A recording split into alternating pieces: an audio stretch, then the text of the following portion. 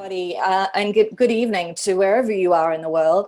It's a real honor to be here, and it was a complete pleasure to get up so early this morning, because I always feel when you get up in the morning early, you should take that little bit of time just to think how lucky we are that we get to do another day, and that we've got another day to serve people, and we've got another day to make an incredible impact, whether it's in our community or whether it's in, if you're looking at serving more people on a greater scale.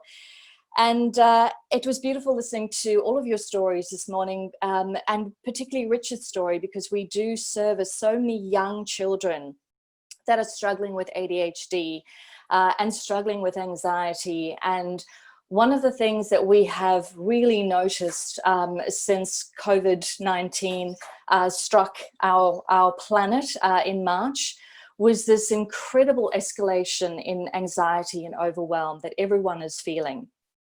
And I think one of the things that COVID has done for humanity is that we have suddenly started to feel a complete loss of control. There is so much fear out there with the future, what the world looks like, job security. All of those things are things that we really are, as human beings, thinking about more than ever before. And so something that I wanted to do today was not necessarily share my story, but actually give you some tips and some tools that I'm hoping that you can utilize in your own life, whether it's for young people that you have at home, or whether you are having a day where you feel a little bit overwhelmed. We, at Beautiful Minds, we work with some incredible global experts. We're working with Dr. Bessel van der Kolk at the moment, who's the world's leading trauma expert. We are working closely with Stanford University and Harvard University.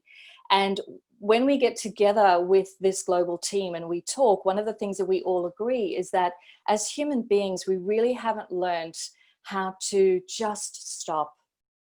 And that was the one positive thing that did come out of COVID, was that we were all forced for a short period of time just to retreat into our own homes and just to have a period where we could actually just be still.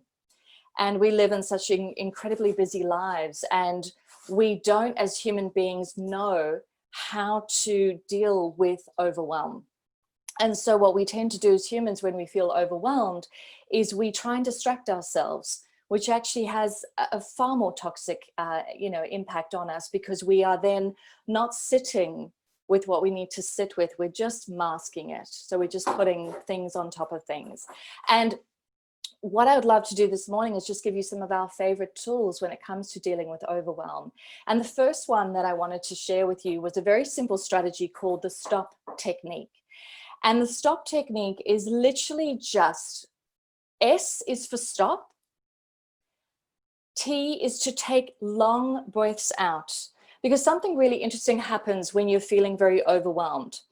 When you feel a level of anxiety coming into your world, you tend to want to breathe in. So there's this feeling of, I've got to get air into my system. And one of the most powerful things you can do when you feel overwhelmed is actually to do the opposite, and to breathe out. Take a long, deep breath out. Because as you breathe out, and I'll get you to all do it with me this morning, just breathe out for a second.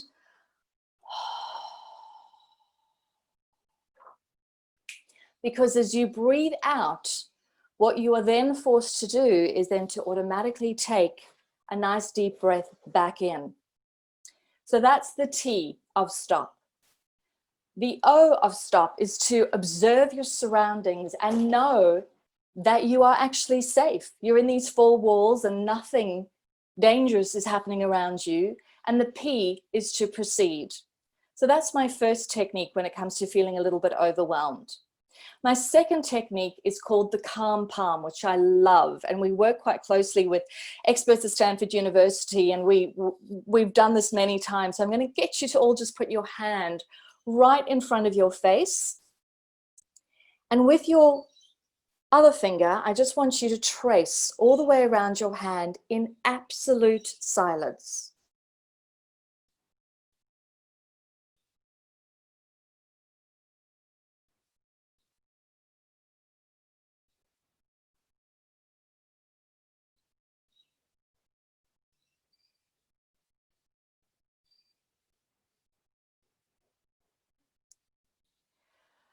And the reason why that is such a simple but powerful tool is that for that couple of seconds that you stop and you do that, it is mindfulness. And the only thing that you can focus on is that movement around your hand. So we've done the stop technique. We've done the hand tracing, the calm palm. My third most powerful technique is actually the ice technique, and they use this in a lot of anxiety wards around the world. And it is as simple as grabbing 2 pieces of ice from the freezer, popping 1 piece of ice there and another piece of ice there, and holding onto it really tightly. And the ice technique does 2 really powerful things. The first thing is, because it is so cold and so sore, it starts to burn. It actually disconnects the adrenals from going around your body. So you are forced to calm down. That fight or flight feeling that you get in your tummy when you're feeling overwhelmed is actually stopped dead in its tracks. So that's the first thing that it does. The second thing that the ice technique does is it lowers your body temperature, because when you're feeling overwhelmed and quite anxious, you actually start to get quite hot internally. And so the great thing about ice is, when you think about it, you can locate a piece of ice almost anywhere, at a friend's home, at your home, at a supermarket, in the movies, pretty much anywhere you go, you can find a piece of ice. And if you cannot find ice, then I would suggest going to the bathroom and just splashing your face with some cold water. The other thing that we do at Beautiful Minds is we do a little technique called write and rip. And one of the things that we tend to do as human beings is we store so much anxiety up here in our minds, and we've got a million thoughts going around our head on any given day. And so when you're feeling like you're just having a really lousy day and you've got a lot going on inside of you, just sit down for 5 or 10 minutes with a journal, write down everything that is stressing you out. And once you've done it, rip it up. And the reason we rip it up is because we want to know that everything that is of a stress is onto a piece of paper, and then we've gotten rid of it. We've just discarded that energy, and it's now been put to one side. Yeah.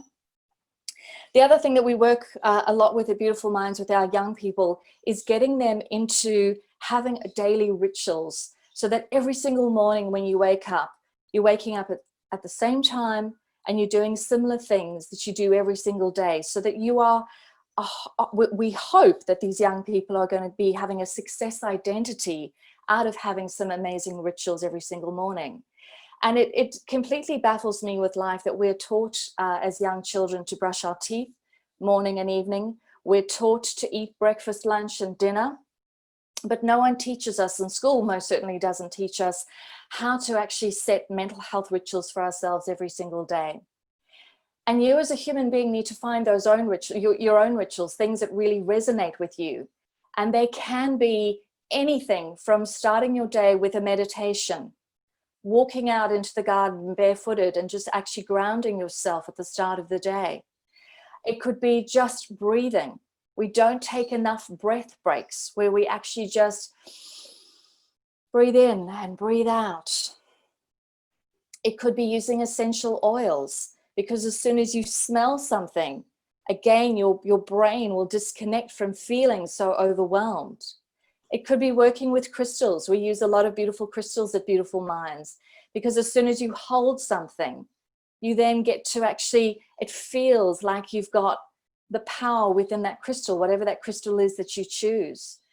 And so one of the things that I'd love to leave you with today, because I could talk forever on this topic, is that every single day we have a choice with how we show up. Yeah.